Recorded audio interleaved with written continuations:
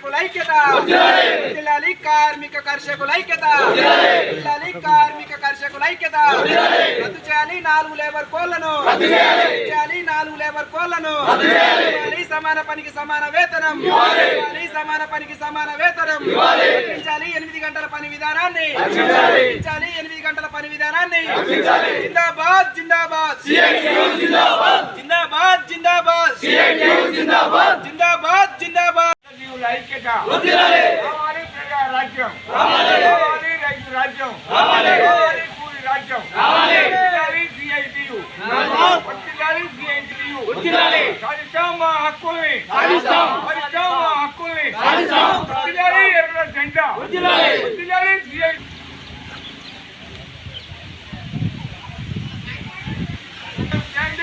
సమ్మెను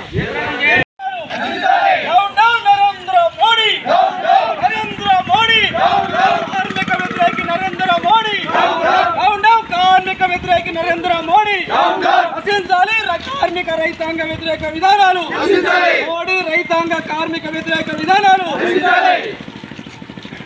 వర్ధిల్లాలి కార్మికుల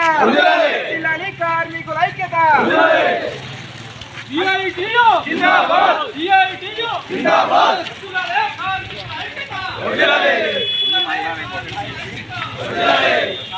కేంద్రంలో అధికారంలో ఉన్న నరేంద్ర మోడీ ప్రభుత్వం అనుసరిస్తున్నటువంటి కార్మిక వ్యవసాయ కార్మిక రైతు వ్యతిరేక విధానాలకు వ్యతిరేకంగా ఈరోజు దేశవ్యాప్తంగా సార్వత్రిక సమ్మె కొనసాగుతూ ఉంది.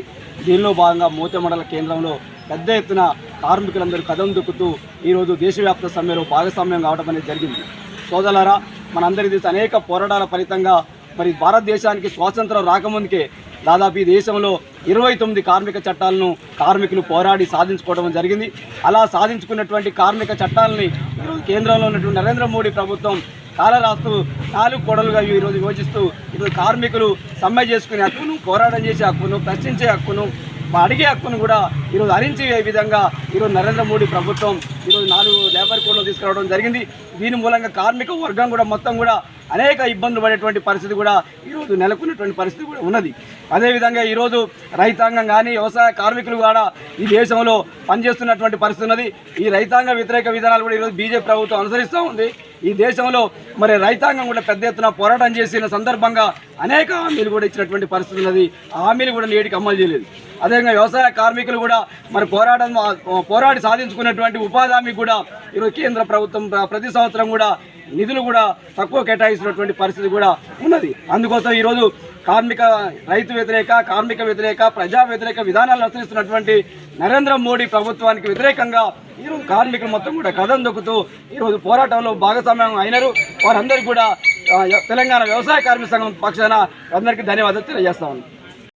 లేటెస్ట్ న్యూస్ తెలుగు మరియు ఇంగ్లీష్ అప్డేట్స్ కోసం ఇప్పుడే క్యూన్యూస్ అఫీషియల్ యాప్ ని ప్లే స్టోర్ నుండి డౌన్లోడ్ చేసుకోండి. సరికొత్త సమాచారాల కోసం క్యూన్యూస్ వెబ్సైట్ ని ఫాలో అవ్వండి. ఛానల్లో ప్రాంతీయ, జాతీయ, అంతర్జాతీయ వార్తలు వీక్షించండి. లైక్ చేయండి.